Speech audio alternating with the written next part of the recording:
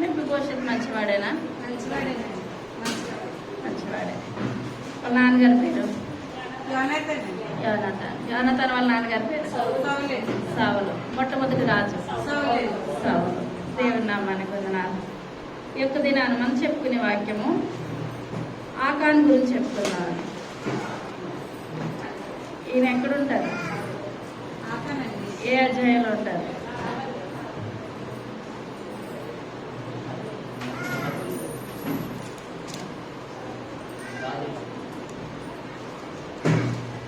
యెహోషువ గ్రంథము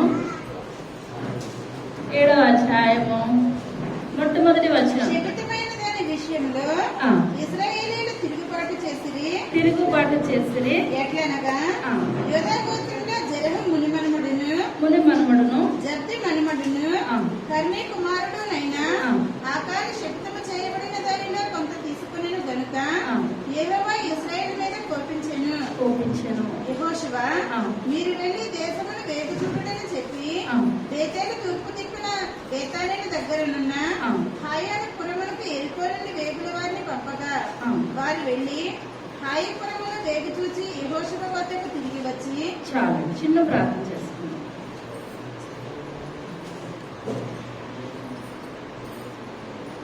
పరమా జీవము నాతో నివా తిరిగి లేచెను నాతో నుండా. పరమా జీవము నాతో నివా తిరిగి లేచెను నాతో నుండా. నిరంతరము నన్ను నడిపించును. మరల వచ్చి యేసుకొని పోవును. నిరంతరము నన్ను నడిపించును. మరల వచ్చి యేసుకొని పోవును. యేసు చాలును, చాలును. యేసు చాలును, చాలును. ఏ సమయమైనా ఏ స్థితికైనా నా జీవితములో యేసు చాలును. సర్వశక్తి కలిగిన తండ్రి, కృప కలిగిన తండ్రి, దయ కలిగిన నాయన, మీ యొక్క దయ కలిగిన శ్రేష్టమైన నామాన్ని బట్టి ప్రభావ లెక్కలేని వందనాలు, స్తోత్రాలు, స్తుతులు చెల్లించుకుంటున్నాను తండ్రి. ఈ యొక్క దినాన్ని ప్రభావ ఆకారం గురించి వాక్యం చెప్పుచుండగా ప్రభావ చెప్పగలిగే శక్తిని నాకు దయచేయండి తండ్రి. వినగలిగే శక్తిని బిడ్డలందరికీ దయచేయండి ప్రభావ. అయ్యా మేము యొక్క సన్నిధిలో నానాటికి లోతైన అనుభవంలోకి వెళ్ళగలిగే గొప్ప భాగ్యాన్ని దయచేయండి తండ్రి. అయ్యా వింటి వల్ల విశ్వాసం కలిగిన యొక్క వాక్యం సెలవిస్తున్నది ప్రభావ. అయ్యా మేము వినడానికి సిద్ధపడుచుండగా ప్రభావ దుష్టుడే మాత్రం మా దరిదాపుకు రావద్దు ప్రభావ. అయ్యా మేము విని ప్రభావ గ్రహించిన ఆయన మీ యొక్క సన్నిధిలో ఇంకా లోతైన అనుభవాలకు వెళ్ళి బలంగా వాడబడగలిగే కృపను ధన్యతను దయచేయమని త్వరగా రాబోచున్న యేసయ్య నామమున పెట్టి వేడుకొంచున్నాము తండ్రి. ఆమేన్. హల్లెలూయా. చదువుకున్న వాక్యం మరలా చదువుకున్నాం. శపితమైన దాని విషయంలో ఇశ్రాయేలు తిరుగుబాటు చేసిరి. ఎట్లనగా యూదా గోత్రంలో జెరహు మునిమనుమడును జబ్ది మనుమడును కర్మీ కుమారుడునైన ఆకాను శపితము చేయబడిన దానిలో కొంత తీసుకొనెను గనుక యెహోవా ఇశ్రాయేలు మీద కోపించెను. యెహోషువ మీరు వెళ్లి దేశమును వేగు చూపుడని చెప్పి బేతేలు తూర్పు దిక్కున బేతానేలు దగ్గరనున్న హాయాను పురములకు ఎరుకో నుండి వేగుల వారిని పంపగా వారు వెళ్లి హాయి పురమును వేగు చూచి యెహోషువ యొద్దకు తిరిగి వచ్చి జనులందరినీ వెళ్ళనీయుము. 2-3 వేల మంది వెళ్లి హాయిని పట్టుకొనవచ్చును. జనులందరూ ప్రయాసపడి అక్కడికి వెళ్ళనేలా హాయి వారు కొద్దిగా ఉన్నారు కదా అనేది. చాలండి. ఇక్కడ మనం చూసుకున్నట్లయితే గోత్రాలు ఏంటండి? 12 గోత్రాలు. ఇందులో ఆకానుదే గోత్రం యోధా గోత్రం అనమాట.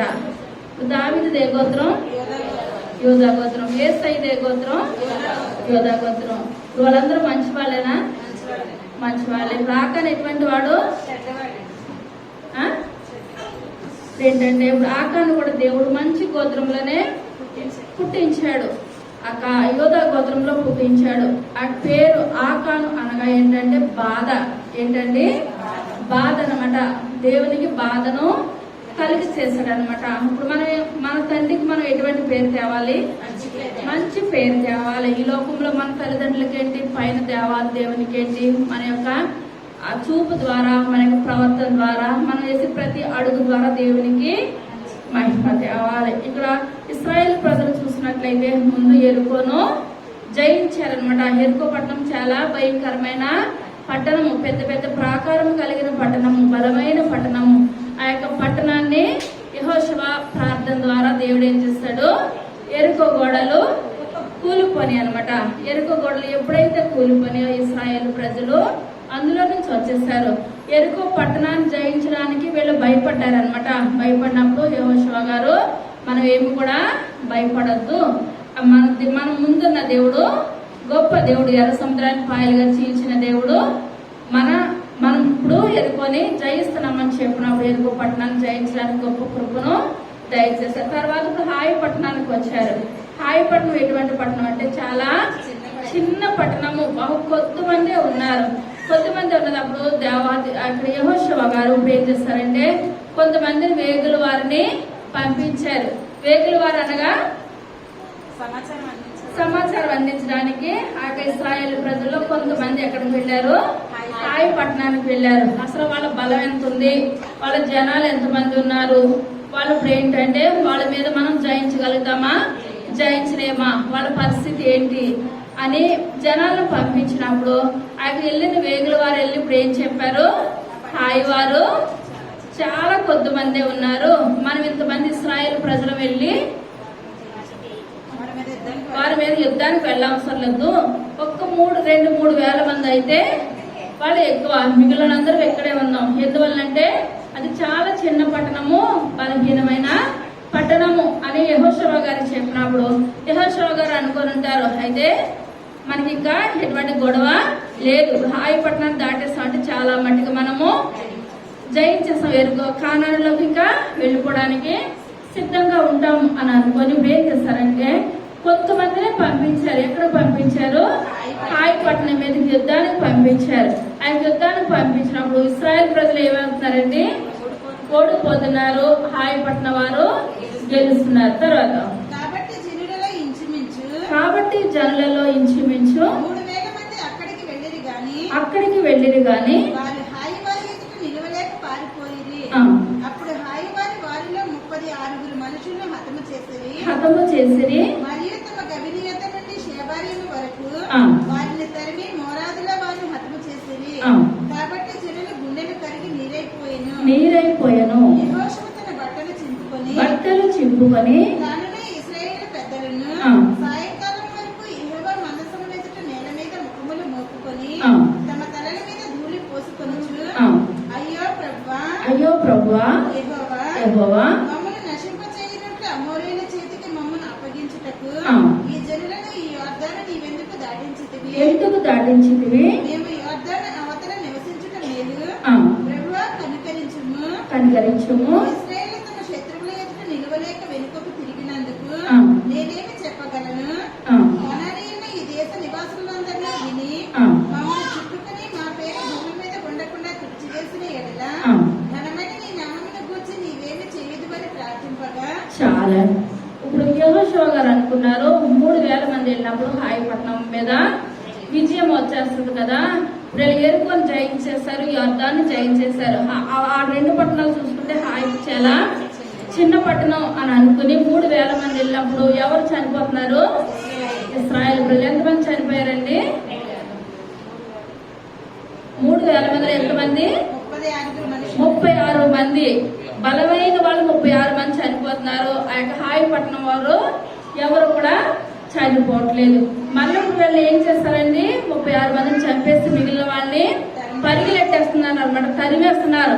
తరివేస్తుంటే తరిమి పారిపోతున్నారు అనమాట. వాళ్ళు యుద్ధానికి వెళ్ళలేకపోతున్నారు, వెనక్కి పరుగులు పెట్టేస్తున్నారు.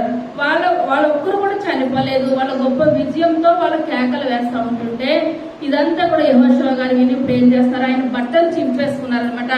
బట్టలు చింపేసుకొని నెత్తి మీద ధూళి పోసుకున్నారంటే దేనికి చూసినండి, బాధకు చూసిన, వేదనకు చూసిన.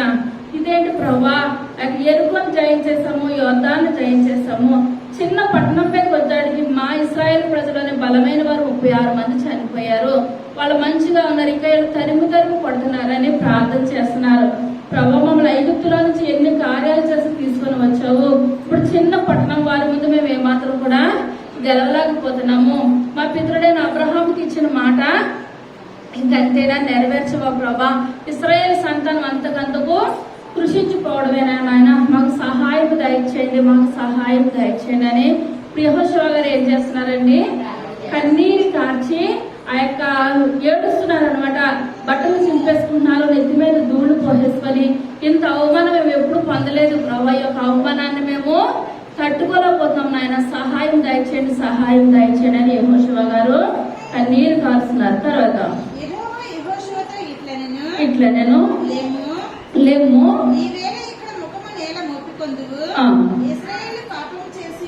పాపము చేసి ఉన్నారు,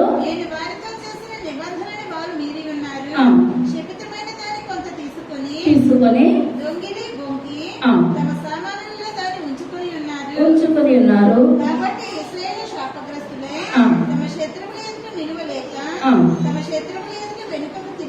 వెనుకకు తిరిగిరి.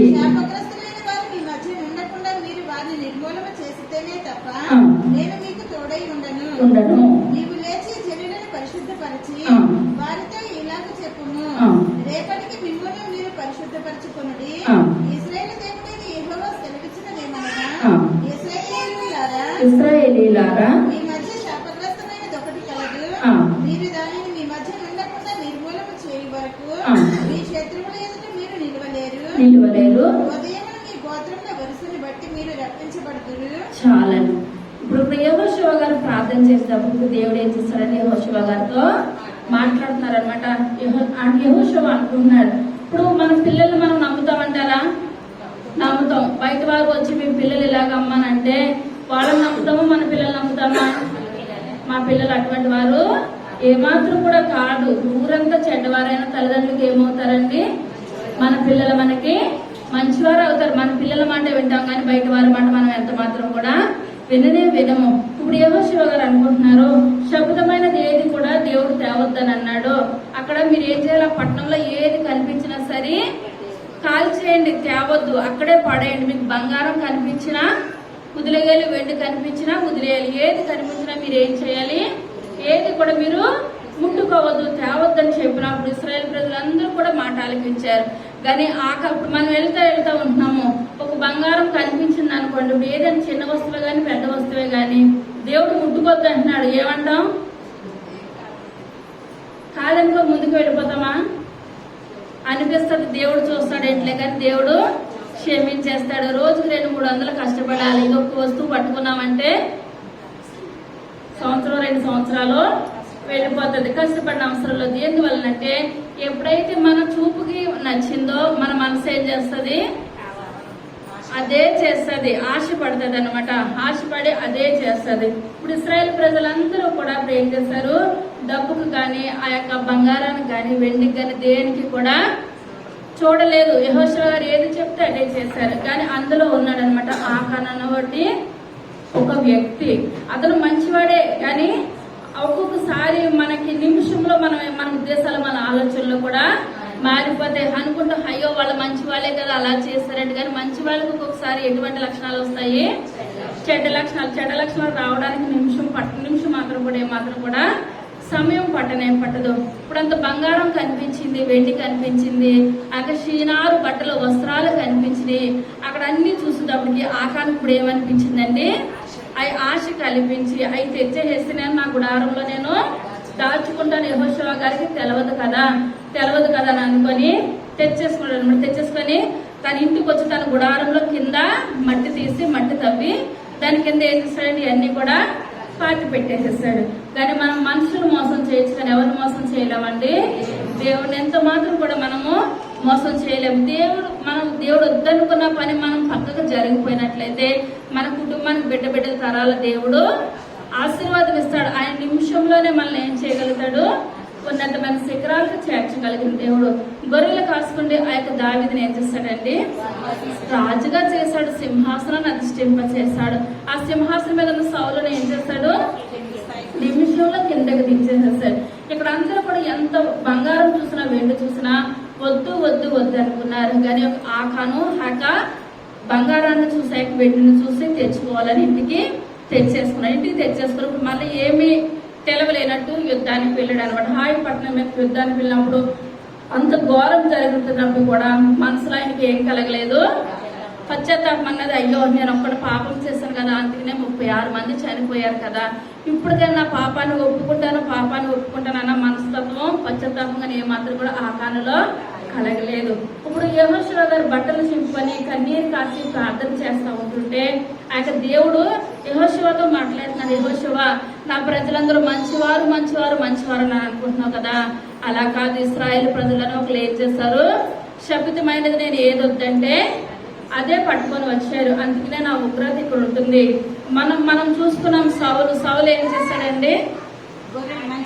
మంచి వాటినన్నిటిని దాటేస్తాడు, పనికిరానివన్నీ కూడా బలిచ్చేసేసాడు. ఇప్పుడు అయ్యే మంచిగా బలిచ్చేసినట్లయితే ఇప్పుడు పిల్ల తరాలు సౌలు కుటుంబం ఏమవును? ఆశీర్వదించబడును, దీవించబడును. కానీ ఎందుకు పనికిరాని గొర్రెల గురించి మేకల గురించి ఆయన ఏం చేశాడు? తన స్థానాన్ని తోలిపోయాడు. యాషావి దేని కొరకు తన జ్యేష్ఠతో నమ్ముకున్నాడండి?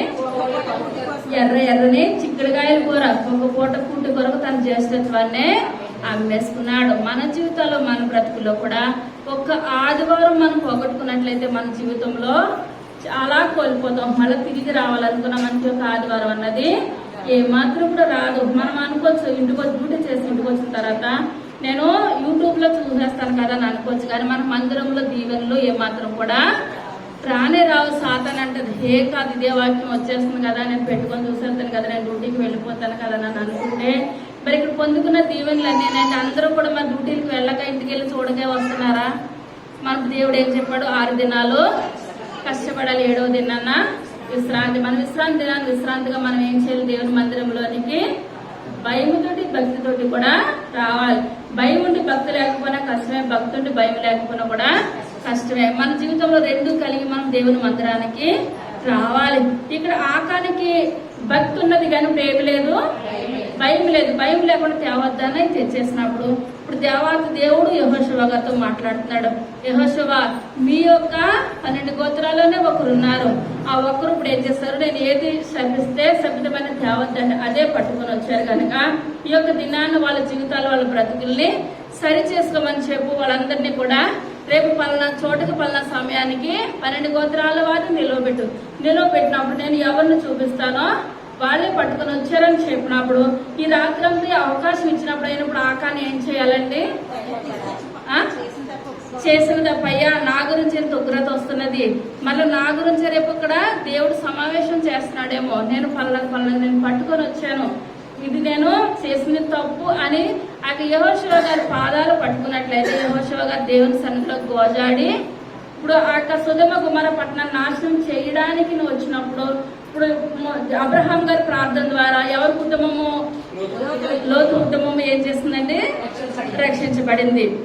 ఇప్పుడు ఇంత కాని పని చేసినప్పుడు కూడా యెహోషువ ప్రార్థన ద్వారా ఇప్పుడు ఎవరు రక్షించబడతారు? ఆకాని కుటుంబము రక్షించబడతారు. కానీ ఎంతకి కూడా ఆకాని యొక్క మనసు ఎందు మీద ఉన్నది? బంగారము, వెండి, ఆ షీనారు వస్త్రాలు. తర్వాత అప్పుడు యెహోవా ఏ గోత్రమును సూచించును అది వంశముల వరుస ప్రకారం దగ్గరకు రావలెను. యెహోవా సూచించు వంశము కుటుంబముల ప్రకారం దగ్గరకు రావలెను. యెహోవా సూచించు కుటుంబము పురుషుల వరుస ప్రకారం దగ్గరకు రావలెను. అప్పుడు శపితమైనది ఎవరి చేత దొరుకును, వారికి కలిగిన వారిని అందరినీ అగ్ని చేత కాల్చివేయవలెను. ఏలయనగా వాడు యెహోవా నిబంధనను మీరి ఇశ్రాయేలులో దుష్కార్యము చేసిన వాడు అనెను. కాబట్టి యెహోషువ ఉదయమున లేచి ఇశ్రాయేలీయులని వారి గోత్రముల వరుసను బట్టి దగ్గరికి రప్పించినప్పుడు యోధా గోత్రము పట్టబడిను. చాలండి. ఇప్పుడు యెహోషువ గారు ఏం చేశారంటే ఆ 12 గోత్రాలు ఉన్న పురుషులందరినీ కూడా నిలవబెట్టారు. ఈ గోత్రం 12 గోత్రాల వారు, ఈ గోత్రం ఇక్కడి నుంచి, ఈ గోత్రం ఇక్కడి నుంచి 12 గోత్రాలు నిలవబెట్టినప్పుడు అప్పుడైనప్పుడు ఆయనలో ఏం కలగాలి? పశ్చాత్తాపం కలగాలి. ఇప్పుడు ఒక్కరి గురించి ఇప్పుడు ఎవరికి చెడ్డ వచ్చిందండి? యోధా గోత్రం అంతటికి కూడా వచ్చేసేసింది అనమాట. ఇప్పుడు ఆ గోత్రాలన్నీ నిలబెట్టినప్పుడు అప్పటికి కూడా అనుకుంటున్నాడు ఆకాన్ గారు, ఏమో నేను కాదేమో, నాకన్నా వేరే వాళ్ళు ఎవరైనా ఉన్నారేమో అనే అనుకుంటున్నాడు. కానీ అప్పటికి కూడా యెహోషువ గారి పాదాలు ఏమాత్రం కూడా పట్టుకుంటలేదు అనమాట. 12 గోత్రాలు దేవుడు నిలబెట్టమన్నారు. యెహోషువ గారిని 12 గోత్రాలు నిలబెట్టినప్పుడు ఏ గోత్రం మీద కూడా ఆయన ఉగ్రత రాలేదు. ఏ గోత్రం మీదకి వచ్చింది? యోధా గోత్రం మీదకి వచ్చింది. తర్వాత దగ్గరకు రప్పించినప్పుడు జరహేల వంశము పట్టబడెను. జరహేల వంశమును పురుషుల వరుసను దగ్గరకు రప్పించినప్పుడు జబ్ది పట్టబడెను. అతడును అతని ఇంటి పురుషుల వరుసను దగ్గరకు రప్పించినప్పుడు యోధా గోత్రంలోని జరహ మునిమనుడును జబ్ది మనుమడును కర్మీ కుమారుడైన ఆకాను పట్టబడెను. చాలండి. దేవుని నామానికి వందనాలు. ఇప్పుడు ఎక్కడి నుంచి పట్టబడుతున్నారండి? తరతరాల నుంచి పట్టబడుతున్నారు. యోధా గోత్రం వచ్చిన యోధా గోత్రంలో అనేకమైన బిడ్డలు ఉన్నారు. ఇప్పుడు వాళ్ళ తాత ముత్తాతల కాడి నుంచి యోధా గోత్రం అంటే ఇప్పుడు ఈయన కాదు, ఇప్పుడు ఆకాను వాళ్ళ నాన్నగారు కాదు, వాళ్ళ నాన్నగారి యొక్క నాన్నగారు కాదు, అక్కడి నుంచి చూసుకుంటూ వచ్చినట్లయితే ఇప్పుడు జబ్ది మనముడు మును మనముడు అనమాట. ఇప్పుడు ఆకాను, ఇప్పుడు దేవుని ఉగ్రత ఎవరి మీదకి వచ్చింది? ఆకాను మీదకి వచ్చింది. ఇంత జరుగుతున్నదప్పుడు కూడా ఇప్పుడు ఆకాల్లో ఏం కలగలేదు? పశ్చాత్తాపం అన్నది ఏమాత్రం కూడా కలగలేదు. ఇప్పుడు దేవుడు ఇతనే పట్టుకొని వచ్చాడు అన్న తర్వాత బయట పడ్డాడు. కానీ అంతవరకు కూడా ఆకాను నేనే అది తీస్తానన్న మాట కూడా చెప్పలేదన్నమాట. తర్వాత అప్పుడు యెహోషువ ఆకానుతో, నా కుమారుడా ఇశ్రాయేలు దేవుడైన యెహోవాకు మహిమను చెల్లించి ఆయన ఎదుట ఒప్పుకొని నీవు చేసిన దాన్ని మరుగు చేయక నాకు తెలుపమని నిన్ను వేడుకొంచున్నానని చెప్పగా ఆకాను యెహోషువతో, ఇశ్రాయేలు దేవుడైన యెహోవాకు విరోధముగా నేను పాపము చేసినది నిజము. యెహోషువ గారి ఆకాను దగ్గరకు వచ్చి, నా కుమారుడా నువ్వేం చేసావు? ఇంతగా దేవుని ఉగ్రత వచ్చేసింది. మనం చిన్న పట్టణం మీదకి యుద్ధానికి వెళ్ళినప్పుడు 36 మంది చనిపోయినప్పుడు ఒకవేళ దేవునిది తప్పు అని అనుకున్నాను, కానీ దేవుడు రక్షిస్తాడు అనుకున్నాం, ఇలా చేశాడు అనుకున్నాం. కానీ ఇంత గొప్ప గోత్రంలో పుట్టి, యోధా గోత్రంలో పుట్టి, మీ తాత ముత్తాతలు కూడా ఎటువంటి పేరు ఉందండి? మంచి పేరుంది. ఇంత మంచి పేరులో, ఇంత మంచి వంశంలో నుంచి వచ్చి ఇదేం తప్పు చేసావయ్యా, ఏం తప్పు? ఇప్పుడు యెహోషువ గారు ఆలోచన కూడా ఏమి రాలేదు, ఆకాన్ తీసుకొస్తాడన్నది ఆలోచన, కానీ ఏది కూడా దేవుడు చూపించేంతవరకు కూడా రాలేదనమాట. నా కుమారుడా ఏం చేస్తావయ్యా, నా కుమారుడా ఏం చేస్తావు? ఇంతమంది ఉన్నారు కదా, ఎవరి మీదకి దేవుని ఉగ్రత రాలేదు. నీ ఒక్కడి గురించి ఇప్పుడు ఏమైంది? 36 మంది చనిపోయారు. మేము బట్టలు చింపుకొని ధూళి నెత్తి మీద పోసుకొని ఇంత కన్నీరు కాల్చినప్పుడు కూడా నువ్వే మాట కూడా నీ నోటుకుంటా సెలవు ఇవ్వలేదు. నువ్వేం పట్టుకొచ్చో చెప్పు అని యెహోషువ గారు ఆకాన్ని అడుగుతున్నారు అనమాట. తర్వాత షీనారు పై వస్త్రమును 200 తులముల వెండిని 50 తులముల ఎత్తుగల ఒక బంగారు కమ్మిని నేను చూచి వాటిని ఆశించి తీసుకుంటుని. చాలండి. ఇప్పుడు మన కన్ను ముందేం చేస్తదండి? ముందు చూస్తది అనమాట. కన్ను ఏం చేస్తది? చూస్తది. కన్ను చూసిన తర్వాత మనసు ఏం చేస్తది? ఆశపడుతుంది అనమాట. ఇప్పుడు మనం ముందే ఇప్పుడు దేవుడు మాట్లాడుతున్నాడు.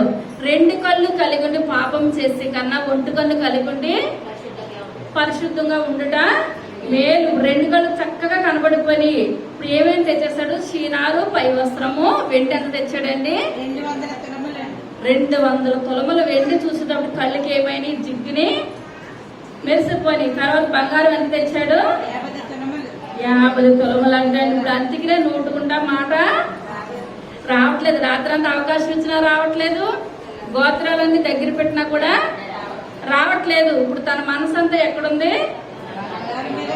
50 తులముల వెండి బంగారం మీద, 200 తులముల వెండి మీద షీనారు వస్త్రం. ఇంక ఈ మూడాట్ల గురించి నిద్ర పడతలేదు అనమాట ఎవరికి, ఆకానికి. 36 మంది చనిపోయినప్పటికీ కూడా ఇతని మనసంతా ఎక్కడుంది, వాటి మీదే ఉన్నది.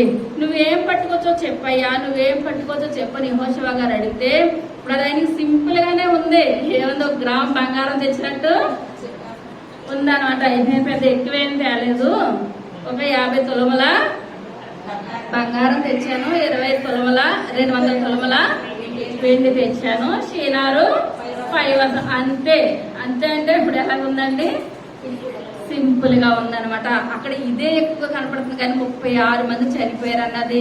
ఇశ్రాయేల్ ప్రజలు వాళ్ళు పరిగెట్టేస్తుంటే దేవుని నామం ఇప్పుడు ఏం కలుగుతుంది, అవమానం కలుగుతుంది అన్నమాట. ఏమాత్రం కూడా ఆకానులో ఎంత మాత్రం కూడా లేదు. అనగా ఆకాను దేవుడు తెలవదా,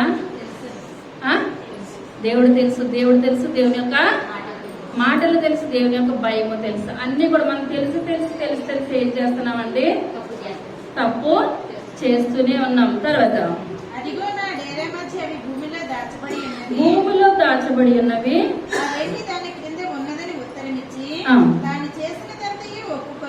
ఒప్పుకొనెను. అప్పుడు యెహోషువ దూతల్ని పంపగా వారు ఆ డేరా యొక్క పరిగెత్తి చూచినప్పుడు అది డేరాలో దాచబడి ఉండెను. ఆ వెండి దాని క్రింద నుండెను. కాబట్టి వారు డేరా మధ్య నుండి వాటిని తీసుకొని యెహోషువ యొద్దకును ఇశ్రాయేలు యొద్దకును తెచ్చి యెహోవా సన్నిధిని ఉంచిరి. తరువాత యెహోషువయు ఇశ్రాయేలీయులందరూ జెరహ కుమారుడైన ఆకానును ఆ వెండిని, ఆ పై వస్త్రమును, ఆ బంగారు కమ్మిని, ఆకాను కుమారులను కుమార్తెలను, ఎద్దులను, గాడిదలను, మందను, డేరాను, వారికి కలిగిన సమస్తమును పట్టుకొని ఆకోరు లోయలోనికి తీసుకుని వచ్చింది. చాలండి. దేవుని నామానికి వందనాలు.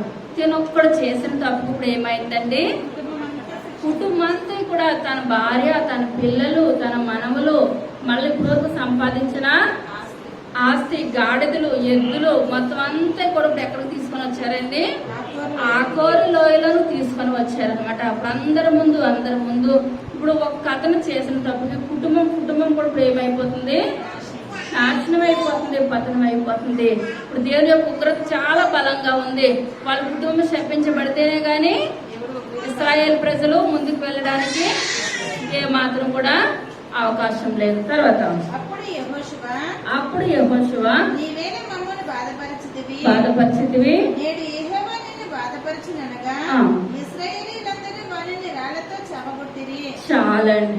ఇప్పుడు నువ్వెందుకు ఇంత ఘోరమైన పాపం చేశావు, నీ పాపాన్ని నువ్వెందుకు ఒప్పుకోలేదు. ఇప్పుడు రాత్రి అవకాశం ఇచ్చావు, ఒప్పుకోలేదు. ఉదయం నుంచి అవకాశం ఇచ్చావు, దేవుడు చూపించి అంతవరకు కూడా నువ్వు చేసిన పాపాన్ని నువ్వు ఎందుకు ఒప్పుకోలేదు. ఇప్పుడు నీ ఒక్కడవే కాదు, నీ ఒక్కడి గురించి నీ కుటుంబము మనవలతో సహా ఇప్పుడు ఏమైపోతుంది, నాశనం అయిపోతుంది, పతనం అయిపోతుంది. యెహోషువ గారు ఇప్పుడు ఏం చేస్తున్నారండి, కన్నీరు కారుస్తున్నారు. కానీ దేవుడు మనకు అవకాశము ఒక్కసారి ఇస్తాడు. ఇప్పుడు ఆ అవకాశం ఇచ్చినప్పుడు మన జీవితాలు, మన బ్రతుకులు మనం ఏం చేసుకోవాలి, సరి చేసుకోవాలి. దీపం ఉండగానే ఇల్లు చక్క పెట్టుకోవాలి. ఇప్పుడు యొక్క దినాన ఆదివారం మన దేవుని సన్నిధికి రాలేదు, సోమవారం రేపు వద్దామన్నా మనందరం కూర్చుంటామా, ఏమాత్రం కూడా ప్రార్థన చేసుకోవచ్చు. కానీ పునరుద్ధానమే దేవుని సన్నిధిలో ఒక రోజు మనము ఆబ్సెంట్ అయిపోతుంది. దేవుని సన్నిధిలో ఒక దినము గడుపుట 1000 దినముల కంటే శ్రేష్టం. ఇప్పుడు శ్రేష్టమైన దినాన్ని మనం దేవుని సన్నిధిలో మనం ఏం చేయాలి, గడపాలన్నమాట. ఇప్పుడు వాళ్ళందరూ అక్కడికి వచ్చినప్పుడు నువ్వు ఒక్కడి వల్ల ఇన్ని 36 మంది కుటుంబాలు పతనం అయిపోయినాయి కదా. అప్పుడు కూడా నీలో ఏం కలగలేదు, ఏమాత్రం కూడా పశ్చాత్తాపం కలగలేదు. ఇప్పుడు నా చేతిలో ఇంకేమాత్రం కూడా లేదు. ఇదంతా కూడా దేవుని చేతిలోనే ఉంది. ఇప్పుడు దేవుడే ఉగ్రత దినాన్ని దేవుడే తీర్పు తీరుస్తున్నాడు. మన సంఘం ఎత్తబడినప్పుడు మనం ఎత్తబడకపోయినట్లయితే తర్వాత పైకి వెళ్ళిన తర్వాత అగ్ని ఆరదు, పురుగు చావదు. మనం కూడా ఇదే అనుకూల సమయము, ఇదే రక్షణ దినాన్ని మనం ఏం చేయాలంటే మన జీవితాలు, మన బ్రతుకులు కూడా సరి చేసుకోవాలి. తర్వాత వారిని రాళ్లతో కొట్టిన తర్వాత వారి మీద రాళ్లను పెద్ద గొప్పగా వేసిరి. అది నేటి వరకు ఉన్నది. చాలా. ఇప్పుడు ఇశ్రాయేల్ ప్రజలు 12 గోత్రాలు, మిగిలిన గోత్రాలన్నీ ఏం చేస్తారండి, చిన్న పిల్లలేంటి, పెద్దవాళ్ళేంటి, ప్రతి ఒక్కరు కూడా రాళ్లతోటి కుటుంబాన్ని కొట్టు చంపేస్తారు. బలంగా ఒకసారి షూట్ చేసినా సరే సరిపోతుంది. కానీ అంతమంది ఏ రాయి ఎక్కడ తగులుతుందో కూడా అర్థం కాలేని పరిస్థితి అన్నమాట. వాళ్ళ కుటుంబానికి పిల్లల్నేంటి పెద్దోళ్ళనేంటి ఇప్పుడు ఎవరు రాయి వాళ్ళకే తగులుతుంది. పిల్లలు పట్టుకుంటే పిల్లలకి రాయి తగులుతుంది, పెద్దవాళ్ళకి తగులుతుంది. ఇప్పుడు అతను ఇప్పుడు ఎంత పశ్చాత్తాపం పడతాడైనప్పుడు పడినా మనకి ఏమాత్రం కూడా ప్రయోజనం ఉండదు. ఇప్పుడు ధనవంతుడు లాజరు ఉన్నాడు, భూమి మీద ఉన్నదప్పుడు ఏమాత్రం కూడా ఆ యొక్క ధనవంతుడు తిరుము తాగుము సుఖించుము ఇదే అన్నాడు. కానీ ఆ యొక్క లాజర్కి ఒక కింద పడిన రొట్టె ముక్కలు కూడా తింటుంటే ఏమాత్రం కూడా తట్టుకునే మనస్తత్వం లేదు. కానీ పైకి వెళ్ళిన తర్వాత అంటున్నాడు, లాజర్ చిటికిన వేలులో నుంచి ఒక చుక్క నీరు నాకు ఇచ్చినట్లయితే నా దాహం తీరుతుందని చెప్పినప్పుడు అక్కడ దేవుడు మాట్లాడుతున్నాడు, మీకును వాళ్ళకి ఏమాత్రం కూడా దారి లేదు, మధ్యలో పెద్ద అగాధం ఉన్నది. ఇప్పుడు మనము దేవుని బిడ్డలకి సాతాను బిడ్డలకి మధ్యలో పెద్ద అగాధం ఉంటుంది. మనం ఏం చేస్తాం అంటే ఆ అగాధం దాటి లోకం వైపు చూస్తున్నాం కానీ దేవుడి వైపు ఏమాత్రం కూడా చూడట్లేదు. ఇప్పుడు ఆకాని కన్ను చూసింది, ఆ యొక్క మనసు ఆశించింది, తెచ్చుకున్నాడు. ఇప్పుడు ఫలితం ఏమనిపిస్తున్నాడండి? కుటుంబం కుటుంబం కుటుంబం ఎద్దులతోటి చంటి పిల్లలతోటి ఇప్పుడు ఒక్కొక్క రాయ పడుతుంటే పిల్లలు చూపు ఎవరి మీదకి వెళ్తుందండి? తండ్రినే చూస్తారు. ఇప్పుడు ఆ చూపు చూసి తండ్రి తట్టుకోగలుగుతాడా? ఇప్పుడు అక్కడ చేయడానికి ఏమన్నా ఉన్నది, అవకాశం ఉన్నదా? ఇప్పుడు వాళ్ళు ఒక్కొక్క రాయ పడుతుంటే నా తండ్రి చేసిన పాపానికి మేము శిక్ష అనిపిస్తున్నాం. ఇప్పుడు మన దేవుడు మన కొరకు ఏం చేస్తాడండి? ఆయన ప్రాణాన్ని పెట్టాడు. ఇప్పుడు శివులో కాచిన ఆ యొక్క మాటలు మనం జ్ఞాపకం చేసుకొని ఆయన మరణాన్ని మనం జ్ఞాపకం చేసుకుంటే విశ్రాంతి దినాన్ని మనం పెందలకడనే దేవుని యొక్క సన్నిధానానికి వస్తాము. అంతేనే దేవుడు అంటున్నాడు, నా యొక్క మరణాన్ని మీరు జ్ఞాపకం చేసుకోవాలి. ఒక్కరోజు కాదు, 2 రోజులు కాదు, మన పిల్ల తరాలలో జ్ఞాపకం చేసుకోవాలి. ఇప్పుడు పిల్లలు తండ్రి ఒక చూస్తున్న అక్కడ ఏమన్నా సమాధానం ఉందంటారా? ఏమాత్రం కూడా లేదు. కుటుంబం చనిపోయేంత వరకు కూడా మిగిలిన గోత్రాలన్నీ ఏం చేస్తారు? ఆకాని కుటుంబానికి కొడుతూనే ఉన్నాయి, కొట్టి చివరికి ప్రాణం పోయేంత వరకు కూడా రాళ్లతో కొట్టి కుటుంబాన్ని చంపేశారు. తర్వాత అప్పుడు యెహోవా కోపోద్రేకం విడిచిన వాడే మళ్ళీ కొనెను. అందుచేతను నేటి వరకు ఆ చోటికి ఆకోరు లోయ అని పేరు.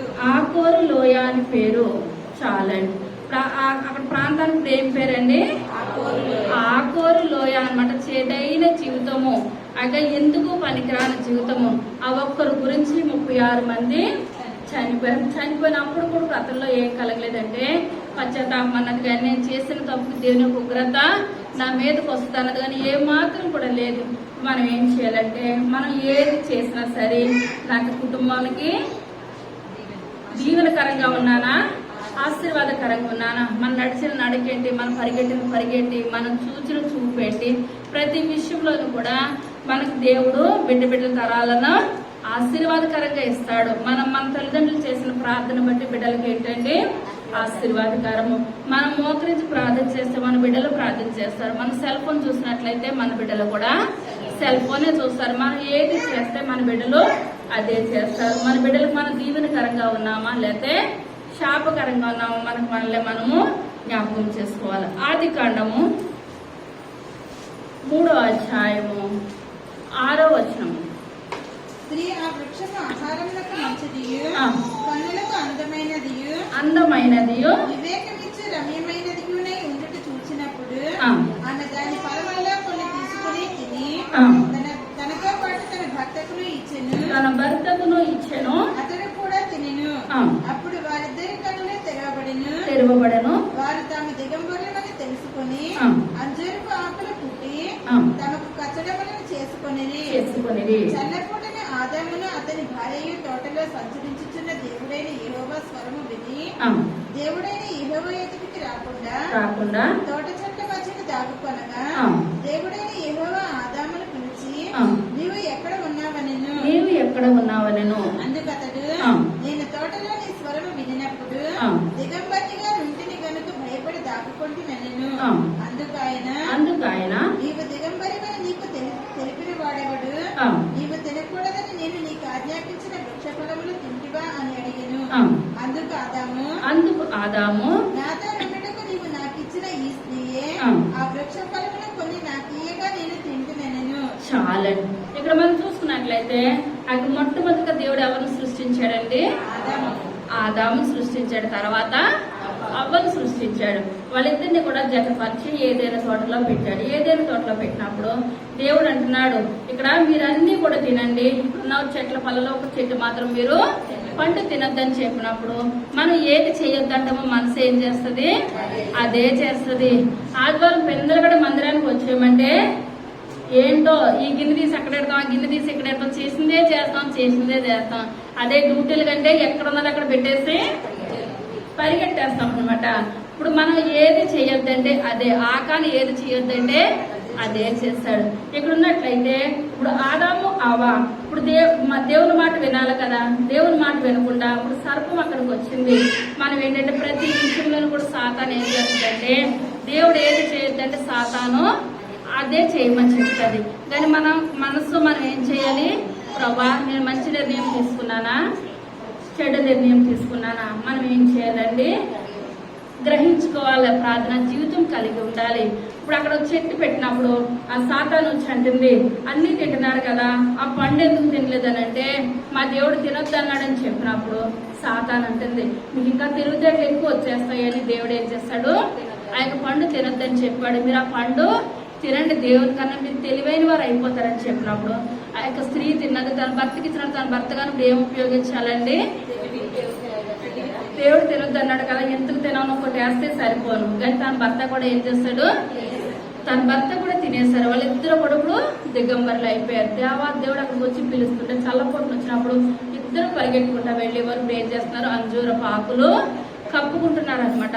ఇప్పుడు ఆకాని ఏం చేస్తాడు, ఇప్పుడు అందరూ గోత్రాలన్నీ మంచిగా నిలిచినప్పుడు తల దించుకున్నారా, తల దించుకున్నారు. మనం కూడా ప్రార్థనా జీవితం లేకపోతే దేవుని ముందు మనం ఏం చేస్తామో తల దించుకునే స్థితిలో ఉంటాం. ఒక ఊర్లోనంటండి ఒక ఉన్నతమైన స్థితిలో ఒక ఆయన ఉన్నాడు అనమాట. చాలా పొలాలు, చాలా ఆస్తి ఉన్నది, చాలా ఐశ్వర్యవంతుడు. అతను ఒక పాలేరుని పెట్టుకున్నాడు. పాలేరుని పెట్టుకుని ఎక్కడికి వెళ్ళినా సరే అతనికి చెప్పేవాడు అనమాట, నేను అక్కడికి వెళ్తున్నాను, నేను ఇక్కడికి వెళ్తున్నాను అని చెప్పేవాడు. ప్రతి దాంట్లోనూ కూడా మంచిగానే ఉండేవాడు. కానీ పాలేరు అనుకునేవాడు, వచ్చి జన్మ అంటూ ఉంటే నేను అతనిలాగా రాజుగా ఉండాలి, ఆయన పాలేరు కింద ఉండాలి, ఏదో పని నేను చేయలేకపోతున్నానని అనుకుని తిట్టుకునేవాడు. కానీ ఒకరు ప్రతిదీ మాట వినేవాడు కానీ తిట్టుకుంటూ ఉండేవాడు. తిట్టుకుంటూ ఉన్నప్పుడు ప్రతి గదికి తాళం వేసేసి ఆయన ఏం చేశాడంటే అండి, తాళం చేతులన్నీ ఇచ్చి నేను వెళ్ళి రావడానికి 10 రోజులు పైన పడుతుంది, ఇగో ప్రతి తాళం చెవి నీకు ఇస్తున్నాను, ప్రతి రూము తుడిసి క్లీన్ చేయగానే ఒక రూమ్ మాత్రం నువ్వు తీయడానికి వీలు లేదని చెప్పి అదిగో ఆ తాళం చెవి ఇదే, ఆ తాళం చెవి ఇదే అని గుచ్చుగుచ్చి ఇచ్చాడండి. ఇచ్చినప్పుడు ఇతను అనుకున్నాడంట, ఏది చూసినా చూడకపోయినా ఏం చూడాలి, అది తీయొద్దన్నదే చూడాలనుకొని ఆయన జస్ట్ ఇటు కారు వెళ్ళిందో లేదో గాని అదే తాళం తీసి చూసినప్పుడు అందులో ఒక చిలక ఉందంటాడు. చిలక తలుపు ఇద్దరు గిర్రమని ఎగిరిపోయింది. ఎగిరిపోయినప్పుడు అనుకుంటున్నా బాబాయ్ ఆయన వచ్చేసాడంటే చిలక ఎగిరిపోయింది కదా, నేను ఎక్కడ పట్టుకోను అని ఎదురు చూస్తుంటే మాత్రం కూడా పట్టుకోలేకపోయాడు. ఇప్పుడు రాజుగారు వచ్చేసేసారు అనమాట. ఇప్పుడు ఎక్కడైనా సమాధానం ఉందంటారా, ఇతను అనుకునేవాడంటే ఏమని, ఏదో పని చేయలేకపోతున్నాను, అల్లాడు ఆదాము అవ్వ పాపం చేయకుండా ఉంటే నాకు ఈ పని లేకపోతుంది కదా, నేను కూడా చెట్లంట తిరిగి పుట్టలంట తిరిగి ఆ జాంకాయ మామిడికాయ ఏదో తినుకుంటా బతికెత్తును. ఇప్పుడు అతను చేసిన పనికి ఇప్పుడు నేను ఇతను సేకరీ చేయలేకపోతున్నాను కదా, సేకరీ చేయలేకపోతున్నాను. లెగిస్తే ఆదాము తిట్టుకునేవాడు అంటే అండి, లెగిస్తే అవ్వమ్మ తిట్టుకుంటూ అనమాట. అదే దేవుడు తెలవలేదు, తెలిసి నన్నే మొట్టమొదటి సంతానంగా సృష్టించినట్లయితే నేను ఏం చేయను, ఆ తప్పు చేయను, తినవద్దన్న పండు నేను ఎంత మాత్రం కూడా తిన్నాను, వేళ్ళు కాబట్టి తినేస్తారు, నేనైతే తినను రోజు. మనం అయితే ఆదాము అవ్వ గుర్తు చేసుకోమో కానీ అతను ఏం చేస్తాడంటండి, రోజు ఏది తుడవాలన్నా ఏది చెయ్యాలన్నా కూడా చిచ్చి ఆదాము అవ్వ చేసిన పనికి నేను ఇలాగ అయిపోతున్నాను అనుకునేవాడు. ఇప్పుడు చివరికి ఇప్పుడు ఇతను ఏం చేస్తాడండి, ఏది తినొద్దంటే ఏది తలుపు తీయొద్దంటే అదే తలుపు తీస్తాడు.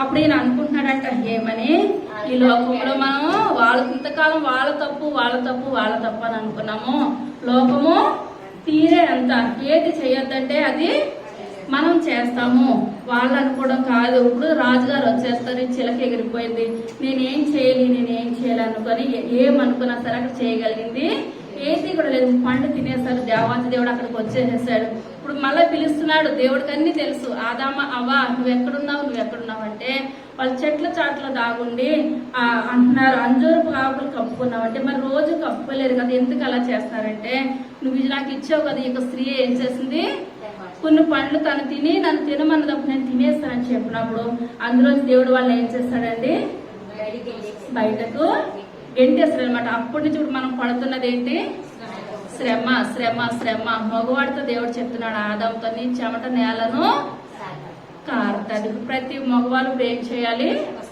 కష్టపడాలి. స్త్రీకి ఏం పెట్టాడండి దేవుడు, నువ్వు సంతానం బిడ్డకి కూడా గర్భవేదన అనుభవిస్తావు. స్త్రీకి ఇప్పుడు ఏం శాపం అండి, గర్భవేదనే. ఆ దినాల్లో అయితే కనీసం ఎంతో మంది ప్రసవ దినాల్లో చనిపోతా ఉండేవారు.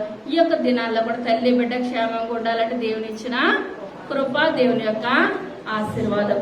కానీ ఇప్పుడు ఆదాము అవ్వ చూసింది. ఆ చూసినట్లకి ఏం చేయకూడదండి, ఆశించకూడదు. మనం ఏది చూస్తే అది మనము ఆశించద్దు. ప్రభా మీ చిత్తం అయితే నాకు కూడా దయచేయి అంతవరకు. కానీ ఎదుటి వాళ్ళు చూసి మనం ఆశించేదానికి ఏమాత్రం కూడా వీలు లేదు. రెండోదిగా చూసినట్లయితే ఆదికాండము 13వ అధ్యాయము 8వ వచనం. కాబట్టి అబ్రహాము మనము బంధువులము గనుక నాకు నీకును నా పశువుల కాపర్లకు నీ పశువుల కాపర్లకును కలహం ఉండకూడదు. ఈ దేశమంతయు నీ ఎదుటనున్నది కదా. దయచేసి నన్ను విడిచి వేరుగా నుండుము. నీవు ఎడమ తట్టునకు వెళ్ళిన ఎడలు నేను కుడి తట్టునకును, నీవు కుడి తట్టునకు వెళ్ళిన ఎడలు నేను ఎడమ తట్టునకును వెళ్ళుదునని లోతుతో చెప్పగా లోతు తన కన్నులెత్తి యొర్దాను ప్రాంతమంతటిని చూచెను. యెహోవా సొదొమ గొమొర్రా అని పట్టణములను నాశనము చేయక మునుపు సోయరుకు వచ్చే వరకు అదంతయు యెహోవా తోటవలెను ఐగుప్తు దేశములను నీళ్లు కారు దేశమై ఉండెను. చాలు. ఇక్కడ మనం చూసుకున్నట్లయితే ఇప్పుడు 12వ అధ్యాయం మనం చాలా సార్లు చదువుకుంటాం. దేవుడు ఏమని చెప్పాడు, అబ్రహామా మళ్ళీ చదువుకుందాం 12వ అధ్యాయం. యెహోవా నీవు లేచి ఈ దేశము నుండి నీ బంధువుల యొద్ద నుండి నీ తండ్రి ఇంటి నుండి బయలుదేరి నేను నీకు చూపించే దేశమునకు వెళ్ళుము. నిన్ను గొప్ప జన్మగా చేసి నిన్ను ఆశీర్వదించి ఈ నామమును గొప్ప చేయుదును. నీవు ఆశీర్వాదముగా నుండువు. చాలా. ఇప్పుడు ఎంతమందిని తీసుకెళ్ళమన్నాడు దేవుడు, తన కుటుంబాన్ని. కుటుంబం అంటే పిల్లలు కూడా అబ్రహాముకి లేరు. తన భార్య భర్త వాళ్ళిద్దరిని నీ దేశం నుండి నీ బంధువులు కూడా విడిచిపెట్టేసి నేను నీకు చూపించి దేశమునకు వెళ్ళుము, నిన్ను గొప్ప ఆస్తికర్తగా చేస్తాను అని చెప్పినప్పుడు ఇప్పుడు లోతు ఏం చేస్తాడండి, అబ్రహాం తోటి వెళ్తానని వెళ్ళాడు. ఇప్పుడు దేవుని చిత్తం మన పట్ల ఉన్నదనుకోండి. ఇప్పుడు అక్కడ యేసేపు ఐగుప్తులో అడుగు పెట్టినప్పుడు అక్కడ రాజుగారు గమనిస్తూ ఉన్నారు. యేసేపు అడుగు పెట్టేటప్పుడు తన ఆస్తి అంతంత మాత్రమే. కానీ యేసేపు ఎప్పుడైతే అడుగు పెట్టాడో ఇప్పుడు ఏమంటాడండి, అక్కడ రాజే సాక్ష్యం ఇస్తున్నాడు. ఏమని, యేసేపు అడుగు పెట్టిన చోట ఆశీర్వాదం ఉన్నది. తన భోజనం చేయటం బయటికి రావడం తప్పించి ప్రతి దాంట్లో ఎవరికి అధ్యక్షత ఇచ్చాడండి, యేసేపుకే ఇచ్చాడు. అతను లోనికి వస్తున్నా బయటకు వస్తున్నా కుటుంబానికి ఏమున్నది, ఆశీర్వాదకరం. తర్వాత ఇంకొకరు మీరు చెప్పాలి, ఎవరు అడుగు పెడితే ఆశీర్వాదం వచ్చింది, యాకోబు అడుగు పెట్టినప్పుడు తన మామ ఎవరు,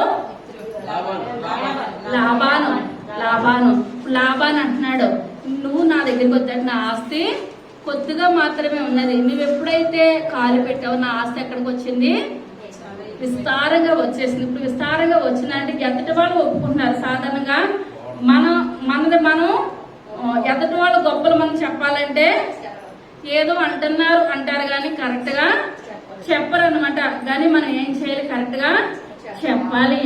మనం ఒక కుటుంబానికి మనం అడుగు పెట్టామంటే, అత్తింటికి వచ్చామంటే మనం అడుగు పెట్టిన చోట ఆశీర్వాదకరం ఉన్నదా, నష్టపోతున్నారా? ఇప్పుడు నష్టపోతున్నారని మనకు తెలుస్తుంది, ఆశీర్వదించబడుతున్నట్టు కూడా మనకే తెలుస్తుంది, ఎదుటి వారికి తెలుస్తుంది. ఒకవేళ నష్టపోతుంటే మనం ఏం చేయాలి, ప్రభా నేను ఏదైనా తప్పు చేశానేమో. ఇప్పుడు ఆకాన్ తప్పు పిల్ల తరాలకి శాపం అయిపోయింది.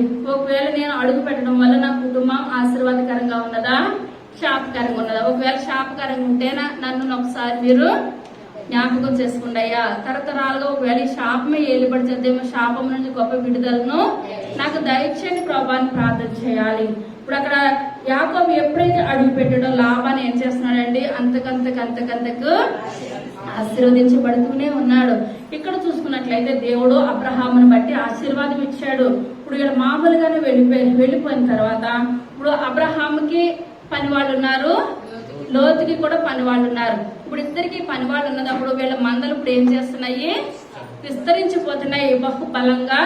ఆ పనుల్లో ఉన్నాయి, వందలకు వెళ్తున్నాయి, వందలకు ఉన్నాయి, వేలకు వెళ్తుంది. అటు రీతిగా ఆశీర్వదించబడుతూ ఉన్నదప్పుడు ఆ 7 మంది కాపర్లకి వాళ్ళ మంద కాపర్లకి గొడవ అవుతుంది. మన ఎలక్షన్లు జరిగినాయి, గెలిచిన వాళ్ళు బాగానే ఉంటారు, మధ్యలో ఉన్న వాళ్ళు కొట్టుకుంటారు అనమాట.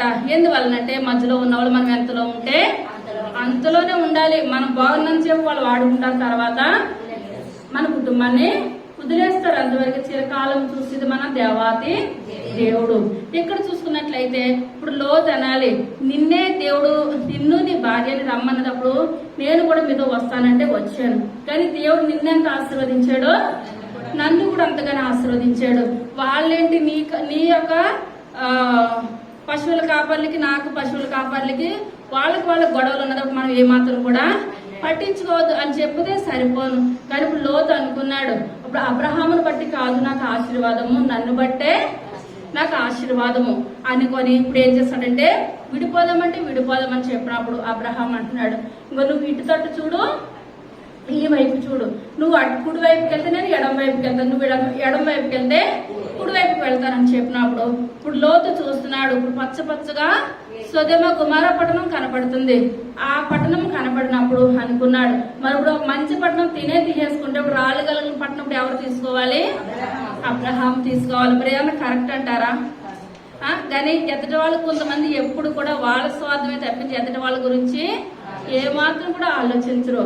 మనం ఎదుటి వాళ్ళ గురించి మంచే కోరాలి తప్పించి కీడే మాత్రం కూడా కోరకూడదు. ఇప్పుడు మంచి పట్టణం ఇప్పుడు ఎవరు తీసుకున్నారంటే కళ్ళకి ఎలా కనిపించింది, సొదొమ గుమొర్రా పట్టణం పచ్చగా కనిపించింది. ఆ పచ్చగా కనిపించిందంటే ఇప్పుడు ఎవరు తీసుకున్నారు, లోతు తీసుకున్నాడు. రాళ్ళు కలిగిన పట్టణంలోనికి అబ్రహాం వెళ్ళాడు. ఎవరు ఆశీర్వదించబడ్డారండి, అబ్రహాం ఆశీర్వదించబడ్డాడు. ఇప్పుడు మనం ఎంత లోయలో గుండా ఉన్నా దేవుని యొక్క హస్తం మన మీదకి వచ్చినట్టు దేవుడు మనల్ని ఏం చేస్తాడు, నిమిషంలోనే అగాధ కోపంలోంచి లేవనెత్తగలిగిన సామర్థ్యం కలిగిన దేవుడు. ఎంత ఉన్నతమైన శిఖరంలో ఉన్న కిందకి కొట్టాలంటే నిమిషం పాటు ఏమాత్రం కూడా కాదు. మనం దేవునికి లోబడాలి, దేవుని యొక్క మాటకి లోబడాలి. మరి పచ్చగా ఉందని తీసుకున్నాడు, కానీ ఆ ప్రాంతం ఏమైపోయిందంటే చివరికి నాశనం అయిపోయింది. పాపముతో కూడి ఉన్నది, పైకి పచ్చగానే ఉన్నది కానీ లోన వాళ్ళ జీవితం ఎలాగుందండి, ఎందుకు పనికి రాకుండా ఉన్నది. నేను కళ్ళు తెరిసిన చెప్పు కూడా ఎవరు చెప్పింది కరెక్టే అనుకుంటాను. ఎప్పుడైతే కళ్ళు మూసుకొని ప్రార్థన చేస్తున్నా దేవుడు ఏం చూపిస్తాడు, వాళ్ళ జీవితాలు తరతరాలుగా పిల్ల తరాలను చూపిస్తాడు. వాళ్ళ కుటుంబం ఆశీర్వదించబడే కుటుంబమా, లేదా వాళ్ళ కుటుంబము శాపగ్రస్తమైన కుటుంబమా. కొంతమంది వినే వాళ్ళకైతే చెప్తాను కానీ వినలేని వాళ్ళకి ఎందువల్లంటే ఒకటని మరలా 4 అనిపించుకోవాలి. ఎందువల్లంటే మనం మాట వినుట శ్రేష్టం. వినేవాళ్ళకి మనం ఎన్ని మాటలైనా చెప్పొచ్చు కానీ వినలేని వాళ్ళకి మనం ఏమాత్రం కూడా చెప్పలేము. మన దేవుని సన్నిధిలోకి వచ్చిన మనం మాట వినాలా, మాట వినకూడదా? మాట వినే స్థితిలో మనము ఉండాలి. తర్వాత న్యాయాధిపతుల గ్రంథము 16వ అధ్యాయం 4వ వచనం. షోరేకు లోయలో ఉన్న మోహింపగా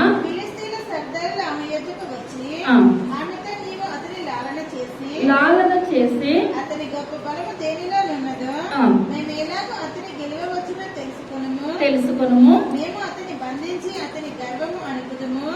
అప్పుడు మాలో ప్రతి వాడిలో 1000 వెండి నాణములను నీకు ఇచ్చిదమని చెప్పింది. కాబట్టి దెలీలా, నీ మహాబలము దేనిలో ఉన్నదో నిన్ను దేని చేత కట్టి బాధింపవచ్చునో నాకు దయచేసి తెలుపుమని సంసోనుతో అనగా సంసోను 7 నిర్బంధించుకలతో నిన్ను బంధించిన ఎడల నేను బలహీనుడనే సామాన్య మనుషులలో ఒకరి వలె అవుతున్నది ఆమెతో చెప్పాను. ఫిలిస్తీన్ల సర్దార్లు 7 నిర్బంధించుకలను ఆమె యొద్దకు తీసుకుని రాగా ఆమె వాటితో అతని బంధించెను. మాటున నుండి వారు ఆమెతో అంతఃపురంలో దిగియుండని గనుక ఆమె సంసోను ఫిలిస్తీన్లు నీ మీద పడుచున్నారని అతనితో అతడు అగ్ని తగిలిన నూలు రీతిగా ఆ తడకలను తెంపెను గనుక అతని బలము తెలియబడలేదు. చాలా ఇక్కడ చూసుకున్నట్లయితే ఇప్పుడు సంస్థలు ఇప్పుడు ఎక్కడికి రాకూడదు, వేశ్య ఇంటికి రాకూడదు. ఇప్పుడు వేశ్య ఇంటికి వచ్చాడు, అసలు ఫిలిస్తీన్లతో ఇప్పుడు ఇతను ఏం చేయకూడదు, సహవాసం చేయకూడదు, సాంగత్యం చేయకూడదు. ఇప్పుడు వీళ్ళని ఓడించాలని ఇప్పుడు వాళ్ళ తల్లిదండ్రుల దగ్గరికి దేవుని పాత్ర మనల్ని దేవుని యొక్క దూతనగా ఎవరని చెప్పుకున్నామండి, దేవుడే వాళ్ళ దగ్గరికి వచ్చి నీకు ఒక కుమారుని దయచేస్తాను, ఆ కుమారుడు నాజీరు ఏమాత్రం కూడా చేయొద్దు, ఆ కుమారుడు ఇశ్రాయేలు ప్రజలకు గొప్ప నాయకుడై ఉంటాడు, వాళ్ళకి ఇశ్రాయేలు ప్రజలకు ప్రతి యుద్ధంలోనూ కూడా సంసోను వెళ్ళాడంటే ఆ యుద్ధంలో గెలుస్తాడు, ఆ కుమారుడు పేరు సంసోను. ఇదంతా కూడా చెప్పినప్పుడు తల్లిదండ్రులు ఎలా చెప్పారో అలాగే పెంచారు. పెంచి కుమారుడు అంటున్నాడు. ఒక కుమారుడు కూడా ముందు మనం చూసుకున్నట్లయితే ఆ యొక్క ఈ స్త్రీని వివాహం చేసుకుంటానని చెప్తున్నాడు. 14వ అధ్యాయము మొట్టమొదటి వచనం. సంసోను తిమ్నాతుకు వెళ్ళి తిమ్నాతులో ఫిలిస్తీయుల కుమార్తెలలో ఒకతను చూచెను. అతడు తిరిగి వచ్చి తిమ్నాతులో ఫిలిస్తీయుల కుమార్తెలలో ఒకతను చూచితిని, మీరు ఆమెను నాకిచ్చి పెళ్లి చేయవలెనని తన తల్లిదండ్రులతో అనగా, వారు నీ స్వజనుల కుమార్తెలలోనే గాని నా జనులలోనే గాని స్త్రీ లేదనుకొని సున్నతి పొందని ఫిలిస్తీయుల నుండి కన్యను తెచ్చుకొనుటకు చాలండి. ఇప్పుడు తల్లిదండ్రులు గర్దించారా లేదా? ఇప్పుడు ఏమంటున్నారు, ఇప్పుడు మనకి ఇక్కడ ఉన్న వాళ్ళు ఎవరినైనా నువ్వు ఇష్టపడు, నేను వాళ్ళని ఏం చేస్తాను, వివాహం చేస్తాను. తల్లిదండ్రులు అంటున్నారు. ఇప్పుడు తల్లి వైపున ఉన్న బంధువులు వరుస అనుకుంటే వాళ్ళని చేస్తాను, లేకపోతే తండ్రి వైపున వరుస అయిన వాళ్ళే వాళ్ళని చేస్తాను, లేదా ఇక్కడ ఉన్న మన కుటుంబంలో ఉన్న ఎవరిని చూపించినా చేస్తాను, కానీ నువ్వెవరిని చేసుకోవద్దు, ఫిలిస్తీన్లకి వెళ్ళదు. ఒక్కొక్కరు అయితే తల్లిదండ్రులు ఏం చెప్పరంటే పిల్లలకి మంచి చెప్పరు, వాళ్ళు ఏదంటే అదే, వాళ్ళు తప్పు నిర్ణయం తీసుకున్నా ఏది తీసుకున్నా సరే ఏంటంటే పిల్లల మీద ప్రేమ ఎక్కువయ్యి వాళ్ళదే చెప్తారు. ఇక్కడ తల్లిదండ్రులు గద్దిస్తున్నారా? గద్దిస్తున్నారు. ఇప్పుడు గద్దించినప్పుడు మళ్ళీ ఇప్పుడు రెండోసారి ఎక్కడికి వచ్చాడండి, వేశ్య ఇంటికి వచ్చేసాడు అనమాట. అక్కడ వేశ్య ఇప్పుడు ఇతనికి ఎలా కనిపించింది, అందంగా కనిపించింది. ఆ యొక్క వేశ్య దగ్గరకు వచ్చేసి ఆమె దగ్గర ఉన్నప్పుడు ఆ ఫిలిస్తీయులు చూశారు. చూసి నీకింత వెండి ఇస్తాము, నీకింత డబ్బులు ఇస్తాము, నువ్వు అతని యొక్క బలం ఎక్కడున్నదో నువ్వు తెలుసుకోమని చెప్పినప్పుడు అక్కడ ఏమంటుంది, అతనికి ఏం చేస్తుంది, లాలన చేస్తుంది, బుజ్జగిస్తుంది. నీ బలం ఎక్కడున్నదో చెప్పు, నీ బలం ఎక్కడున్నదో చెప్పంటే 7 నిరవంజి చెట్లు పట్టుకొని వచ్చి నన్ను ఏం చేయాలి, గట్టిగా బంధించేయాలి. ఎప్పుడైతే గట్టిగా బంధించేస్తారో నా బలం ఏమైపోతుంది, నాలో నుంచి వెళ్ళిపోద్దని చెప్పినప్పుడు ఎప్పుడైతే మత్తుగా పడుకున్నాడో 7 నిరవంజి చువ్వలు తెప్పించి అతను ఏం చేస్తుందండి, బంధించేస్తుంది. బంధించేసినప్పుడు మత్తుగా పడుకున్నప్పుడు అంటుంది, సంసోను నీ మీద ఫిలిస్తీన్లు యుద్ధానికి వచ్చాడు. ఒక్కసారి లెగిసి ఏం చేస్తాడండి, వాళ్ళందరినీ కూడా చిత్తుగా ఓడించేస్తాడు. రెండవదిగా అదే అధ్యాయము 10వ వచనం. అప్పుడు దెలీలా, ఇదిగో నీవు నన్ను ఎగతాళి చేసి నాతో అబద్ధమాడితివి, నీవు దేని చేత బంధింపవచ్చునో దయచేసి నాకు తెలుపుమని సంసోనుతో చెప్పగా, అతడు పేరిన తరువాత పనికి పెట్టని క్రొత్తతాళ్లతో నన్ను బాగుగా బంధించిన ఎడల నేను బలహీనుడనే సామాన్య మనుషులలో ఒకని వలె అవుతునని ఆమెతో చెప్పెను. అంతటా దెలీలా పేనబడిన క్రొత్తతాళ్లను తీసుకుని వాటితో అతని బంధించి సంసోను, ఫిలిస్తీయులు నీ మీద పడుచున్నారని అతనితో అనెను. చాలా మళ్ళీ అప్పుడు రెండోసారి ఇప్పుడు ఏం చేస్తుందండి, నువ్వు నాతో అబద్ధం ఆడావు, మరి నువ్వు అలాగైతే ఫిలిస్తీన్లు వచ్చినప్పుడు నువ్వు ఎందుకు గెలుస్తున్నావు, నాకు చెప్పాలని చెప్పినప్పుడు రెండో అబద్ధం ఆడాడు. ఏమని చెప్పాడండి, కొత్త తాళ్ళు తెచ్చి నన్ను బంధించినప్పుడు నేను నాలో ఉన్న బలము పోతాదని చెప్పినప్పుడు మళ్ళీ రెండోసారి ఏం చేసిందండి, ఆమె ఆ విధంగానే చేసింది. ఎప్పుడైతే ఆ విధంగా చేసిందో ఇప్పుడు ఫిలిస్తీన్లు అందరూ వచ్చినప్పుడు ఇప్పుడు ఏమైందండి, మళ్ళా గెలిచినప్పుడు ఏమంటుంది, మళ్ళా నాతోటి మళ్ళా నువ్వేం చేస్తావు, అబద్ధం ఆడు, ఈసారి అయినా సరే నువ్వు నిజం చెప్పు. మూడవదిగా 15వ వచనం. అప్పుడు దెలీలా, ఇది వరకు నీవు నన్ను ఎగతాళి చేసి నాతో అబద్ధమాడితివి, నిన్ను దేని వల్ల బంధింపవచ్చునో నాకు తెలుపమని సంసోనుతో చెప్పగా అతడు నీవు నా తల జడలు 7ను అల్లిక అల్లిన ఎడల సరి అని ఆమెతో చెప్పెను. అంతటా ఆమె మేకుతో దాన్ని దిగగొట్టి సంసోను ఫిలిస్తీయులు నీ మీద పడుచున్నారని అతనితో చెప్పినప్పుడు అతడు నిద్ర మేలుకొని మగ్గపు మేకును నేతను గొడదీసుకుని పోయిను. చాలండి. మూడోసారి మళ్ళీ ఇప్పుడు ఏం చేస్తుందండి? మళ్ళీ అడిగింది. మళ్ళీ అడిగినప్పుడు ఏం చెప్పాడు సంసోను? తల వెంట్రుకలు 7 సార్లు అల్లాలి. అల్లినప్పుడు అల్లి బంధించేస్తే నా బలం ఏమైపోతుంది? పోతుందని చెప్పినప్పుడు ఈమె అదే విధంగా చేసింది. మళ్ళీ అంటుంది ఫిలిస్తీయులు వచ్చి యుద్ధానికి వచ్చారని చెప్పినప్పుడు అతను ఏం చేశాడని మళ్ళా వాళ్ళని ఓడించాడు. ఓడించినప్పుడు ఈసారి అయితే అస్సలు ఊరుకుంటలేదు. ఎప్పుడైతే ఊరుకుంటలేదో ఇప్పుడు ఇతను ఏం చేయలేడు, అక్కడి నుంచి వెళ్ళిపోవాలి. ఈ 3 సార్లు కూడా నేను ఏదో చెప్తున్నాను కదా, చెప్పినప్పుడు వాళ్ళకి చెప్పేస్తున్నాను నాన్న పక్క నుంచి వెళ్ళాలి. కానీ వెళ్ళాడంటారా సంసోను? ఏమాత్రం కూడా వెళ్ళలేదు. చివరిగా అప్పుడు ఆమె నా యందు నీకు ఇష్టం లేనప్పుడు నేను నిన్ను ప్రేమించుచున్నానని నీవెందుకు చెప్పుచున్నావు? ఇది వరకు నీవు ముమ్మారు నన్ను ఎగతాళి చేసి నీ గొప్ప బలము దేనిలో ఉన్నదో నాకు తెలిపకపోతేవని అతనితో అనెను. ఆమె అనుదినముగా మాటల చేత అతని బాధించి తొందరపెట్టుచున్నందున అతడి ప్రాణము విసికి చావబోరెను. అప్పుడు అతడు తన అభిప్రాయం అంతయు ఆమెకు తెలియజేసి నేను నా తల్లి గర్భము నుండి పుట్టినది మొదలుకొని దేవునికి నాజీరము చేయబడిన వాడనై ఉన్నాను. చాలా. ఇప్పుడు తన అభిప్రాయం అంతా కూడా చనిపోవడానికి ఎందుకంటే అక్కడ సిద్ధపడతాము. తన తల్లిదండ్రులు లేరంటారా? బంధువులు లేరంటారా? ఉన్నారు. ఇప్పుడు వాళ్ళందరి దగ్గరికి ఇతరులు రావాలి. కానీ ఇప్పుడు మనం చూస్తున్నట్లయితే పిల్లలు ప్రేమించేసి వాళ్ళ గురించి ఇప్పుడు కనుగొన్న తల్లిదండ్రుల యొక్క ఆశలేంటి? ఇప్పుడు ఎవరిని కూడా వాళ్ళు గుర్తు చేసుకోవాలన్నమాట. ఇప్పుడు సంసోను కూడా అదే స్థితిలో ఉన్నాడు. మాట మాటికి విసిగిస్తుంటే చనిపోవడానికన్నా సిద్ధపడుతున్నాడు. కానీ దేవుడు తన మీద పెట్టిన భారాన్ని ఏమాత్రం కూడా జ్ఞాపకం చేసుకోవట్లేదు. అప్పుడు చివరికి చెప్పేశాడు అనమాట, నేను తల్లి గర్భంలో ఉన్నదప్పుడే నాజీరు చెయ్యొద్దని దేవాది దేవుడు నా తల్లిదండ్రులకు చెప్పాడు. దేవుడు అన్న పదం అక్కడ వచ్చిందంటే ఇతను అక్కడ ఉండకూడదా? ఉండాలా? ఉండకూడదు. కానీ అక్కడే ఉండి ఇప్పుడు ఏం చేస్తాడు? ఆ మాట చెప్పాడు. ఎప్పుడైతే చెప్పాడో ఇప్పుడు ఏం చేసిందండి? అమ్మ తలకే గుండె గీయించేసింది. ఎప్పుడైతే గుండె గీయించుకున్నాడో ఇప్పుడు ఏం చేస్తున్నాడండి? తిరగలి విసురుచున్నాడు అనమాట. అయ్యో నేను తప్పు చేశాను. కానీ మనం ఏం చేయాలండి? సరి చేసుకోవాలి. మా ముందు చెప్పుకున్న దీపం ఉండగానే ఇల్లు చక్క పెట్టుకోవాలి. మనకు 2 కాళ్ళు బాగున్నప్పుడు దేవుని మందిరానికి రావాలి. ఆ కాళ్ళు నడవలేని స్థితిలో అనుకుంటాం, అయ్యో గుడికి రావాలన్నది కాళ్ళు సరిలేదు. మనం గుడికి వస్తాము, పాటలు పాడుతుంటారు, నిద్రపోతూ ఉంటాం, చప్పట్లు కొట్టము.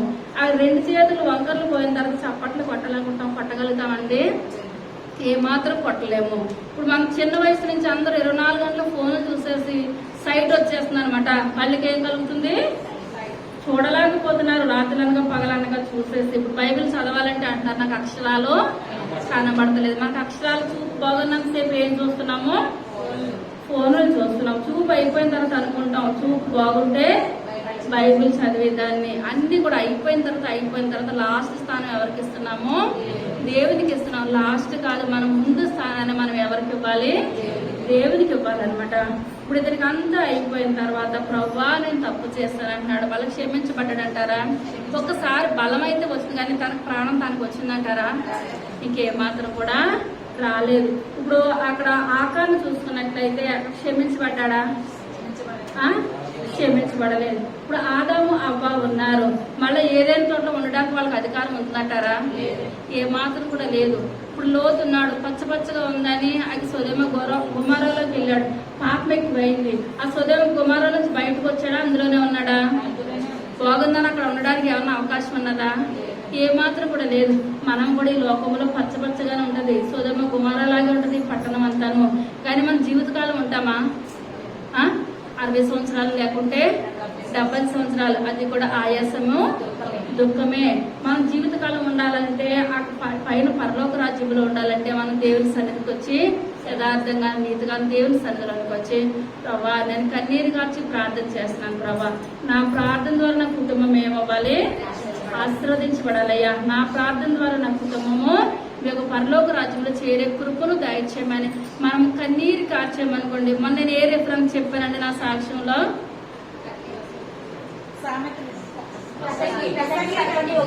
ప్రసంగి 11:1 ఏం చెప్పాను? ఈ ఆహారం నీళ్ళ మీద వేయము, చాలా దినములైన తర్వాత, ఒక్క రోజు 2 రోజులు కాదు, చాలా దినములైన తర్వాత మనం కన్నీరు కార్చామంటే కన్నీరుకి దేవుడు ప్రతిఫలం మనం చూడమేమో. మనం ఒక చెట్టు నాటుతాం, ఆ చెట్టు ఫలం మనం చూడమేమో, కానీ మన పిల్ల తరాలు ఆ ప్రతిఫలాన్ని చూస్తారు. మన దేవుని సన్నిధిలో చేసిన ప్రార్థన ఏ మాత్రం కూడా దేవుడు వ్యర్థపరిచే దేవుడు అయితే మన దేవుడు ఎంత మాత్రం కూడా కాదు. చివరిగా 2 సమూయేలు గ్రంథము 11వ అధ్యాయము 2వ వచనం. 2 సమూయేలు గ్రంథము 11వ అధ్యాయం 2వ వచనం. ప్రొద్దుగుంకు వేళ దావీదు పడక మీద నుండి లేచి రాజధాని మిద్ది మీద నడుచుచు పైనుండి చూచుచుండగా స్నానము చేయి ఒక స్త్రీ కనబడెను. ఆమె బహు సౌందర్యవతి అయి ఉండుట చూచి దావీదు దాని సమాచారం తెలుసుకొనుటకై ఒక దూతని పంపెను. చాలా దావీదు ఇప్పుడు ఏం చేయాలి? యుద్ధానికి వెళ్ళాలి. రబ్బా పట్టణంలో యుద్ధం జరుగుతుంది. ఎప్పటి నుంచో రబ్బా పట్టణాన్ని గెలవాలి, జయించాలని అనుకుంటున్నాడు. కానీ ఇప్పుడు యుద్ధంలోకి వెళ్ళలేదు.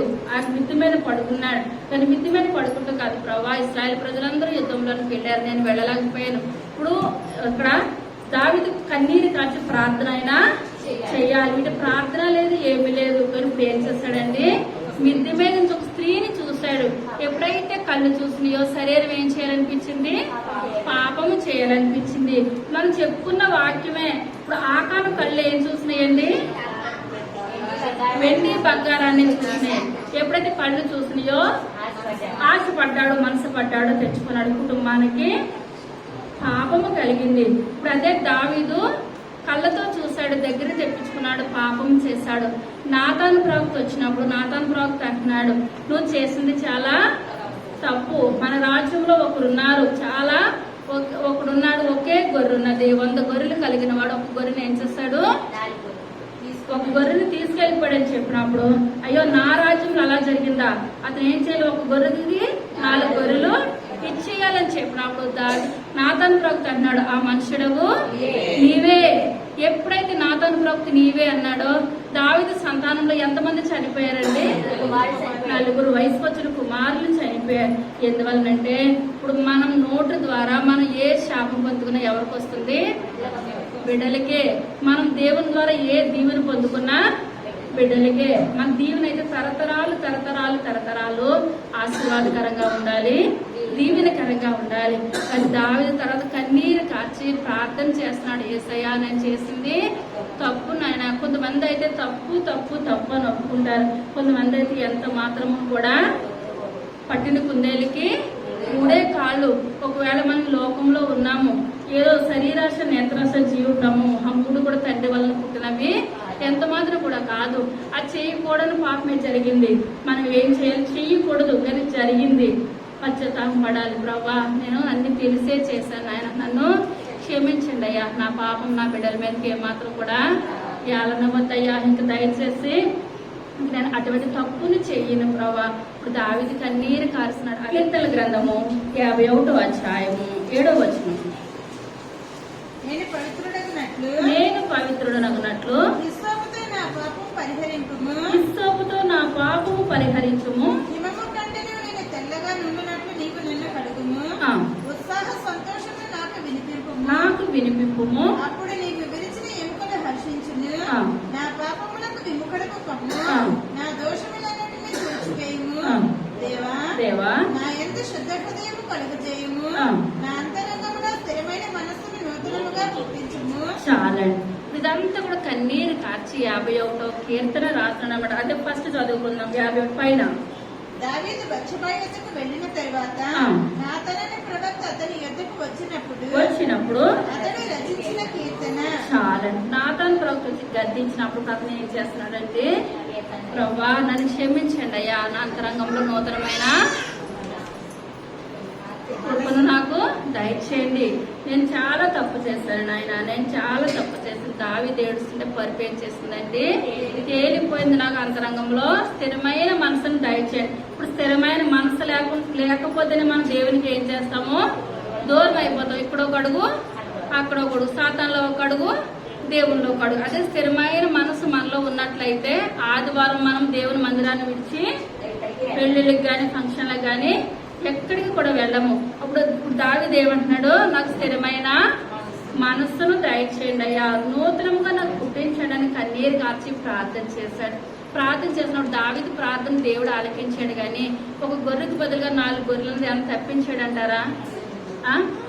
ఇప్పుడు వాళ్ళలో క్షమాపణ కలుగుతుంది కానీ శిక్ష ఎంత మాత్రం కూడా శిక్ష తప్పదు. 4 కుమారులు పోగొట్టుకున్నాడు కానీ ఏం చేశాడంటే పశ్చాత్తాపం పడ్డాడు కనుక దేవునికి దగ్గరగా జీవించాడు. కానీ ఆ బిడ్డల మీద వచ్చే శిక్ష ఏమాత్రము కూడా తప్పించలేకపోయాడు. ఇప్పుడు సమయం లేదు. తప్పని కుమారుడు కానీ మనం చూసుకున్నట్లయితే తప్పని కుమారుడు స్నేహితుని చూశాడు, ఇంట్లో ఉన్న డబ్బును చూశాడు, ఆస్తిని చూశాడు, అంతా చూసి తన తండ్రి దగ్గరకు వచ్చి ఇప్పుడు ఏమంటున్నాడు, నాయన నాకున్న ఆస్తి నాకు ఇచ్చేసాయి.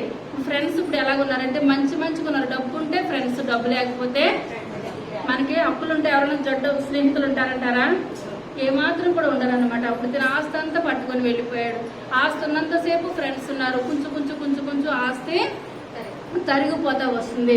తరిగిపోతున్న స్నేహితులందరూ వెళ్ళిపోయారు. చివరికి పందులు పుట్టు తినడానికి సిద్ధమైపోయాడు. తింటా ఉన్నాడు అనమాట.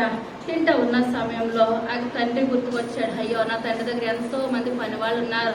నా తండ్రి పని వాళ్ళందరినీ మంచిగా చూస్తాడు. నేను ఏం చేస్తున్నాను, పందుల పుట్టును తింటున్నాను. నా తండ్రి దగ్గరికి వెళ్తానని చెప్పినప్పుడు అనుకొని తన మనసు మార్చుకొని తన తండ్రి దగ్గరికి వచ్చినప్పుడు పైన చూసాడంటారా, తండ్రి చూసి ఆస్తంతా పోగొట్టుకున్నాను నాకు వద్దన్నాడా? అనలేదు. దగ్గరకు వచ్చి కౌగిలించుకొని తనకి మహిమ వస్త్రాన్ని ఇచ్చాడు, ఉంగరాన్ని పెట్టించాడు, ఆ పాదాలకి చెప్పులు తొడిగించాడు అనమాట. అన్ని ఘనంగా చేసినప్పుడు తన పెద్ద కుమారుడు వచ్చి అంటున్నాడు, ఆస్తంతా పట్టుకెళ్ళిపోయినాడు, నువ్వు ఇన్ని చేస్తున్నావు అని చెప్పినప్పుడు ఏమంటున్నాడంటే, తండ్రి నువ్వెప్పుడు నాతోటే ఉన్నావు కదా. కుమారుడు తప్పిపోయి తిరిగి వచ్చాడు. తండ్రి చేర్చుకున్నాడా?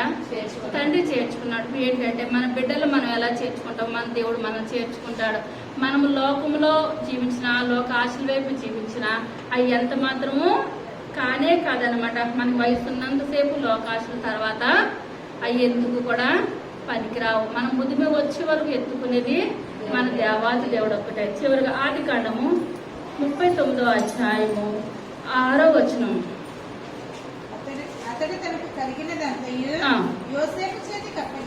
యోసేపు చేతికి అప్పగించి తాను ఆహారం తినుట తప్ప తనకేమి ఉన్నదో ఏమి లేదో విచారించిన వాడు కాడు. యోసేపు రూపవంతుడును సుందరుడునై ఉండెను.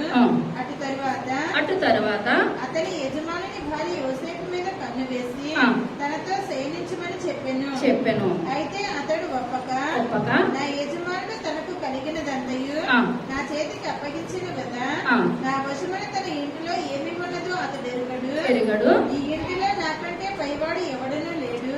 నీవు అతని భార్యవైనందున నిన్ను తప్ప మరి దేనిని నాకు అప్పగింపని ఉండలేదు. చాలండి. ఇప్పుడు రాజుగారి యొక్క భార్య వచ్చి ఏసేపు ఏం చేస్తానంటుంది, పాపం చేస్తానంటే ఏసేపు ఒప్పుకున్నాడా?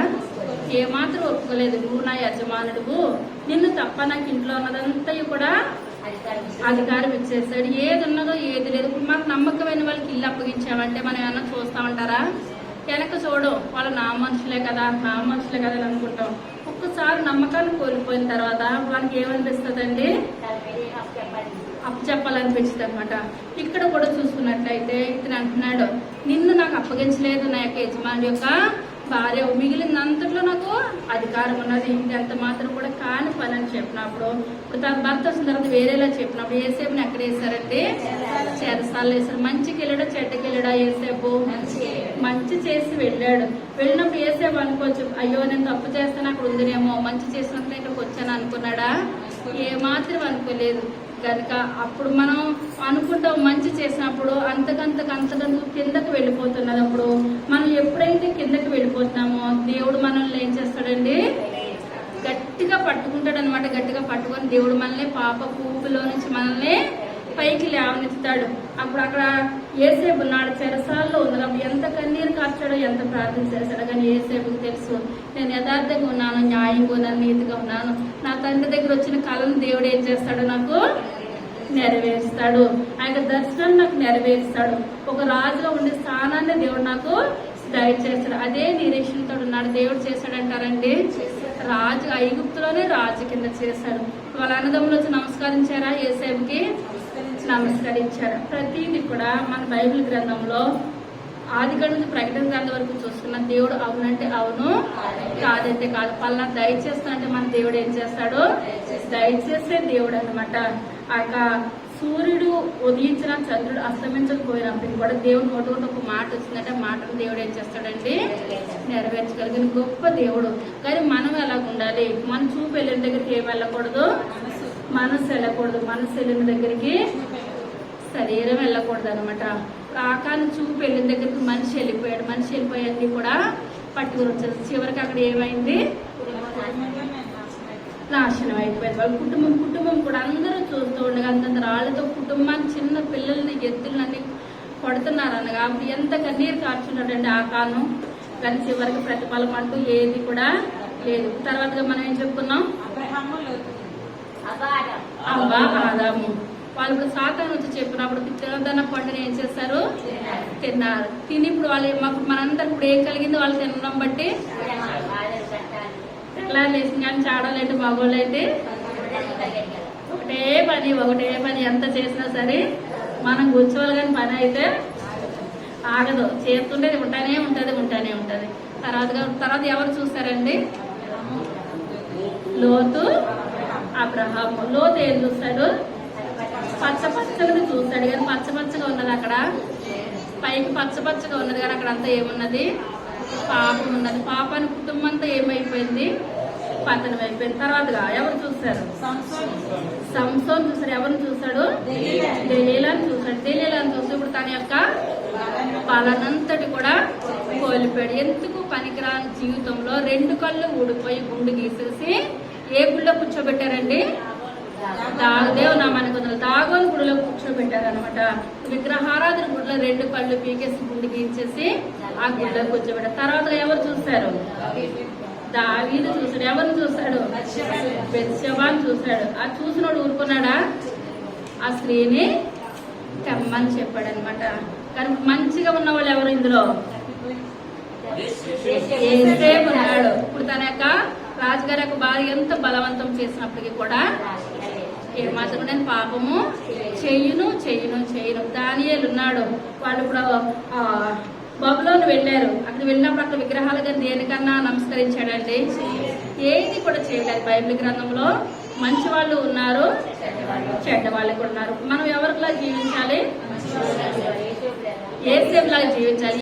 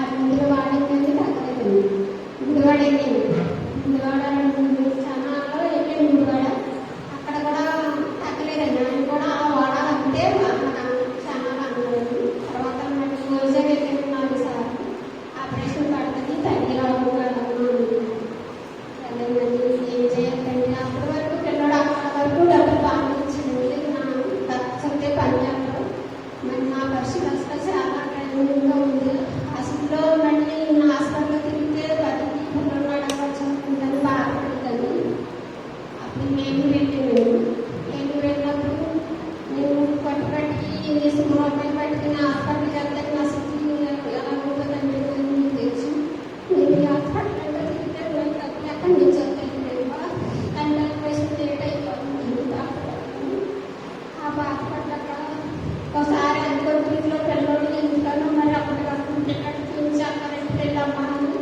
పనిపోయేది.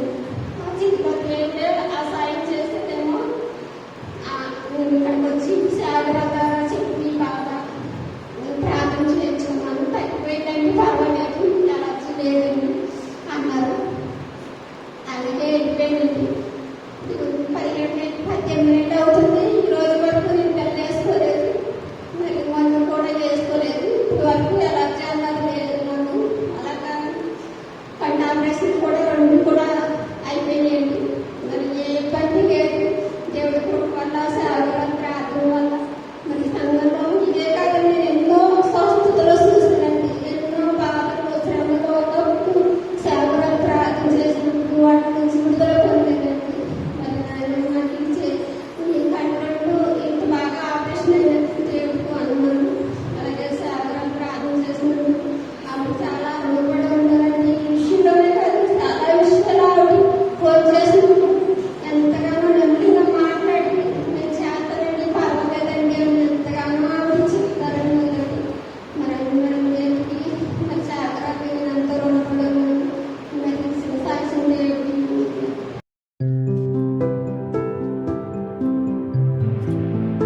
ఏ సేపులో ఉంటారు అన్న వాళ్ళు పైకి లేసి నిల్చుందాం. మిగిలిన వాళ్ళు కూర్చోండి.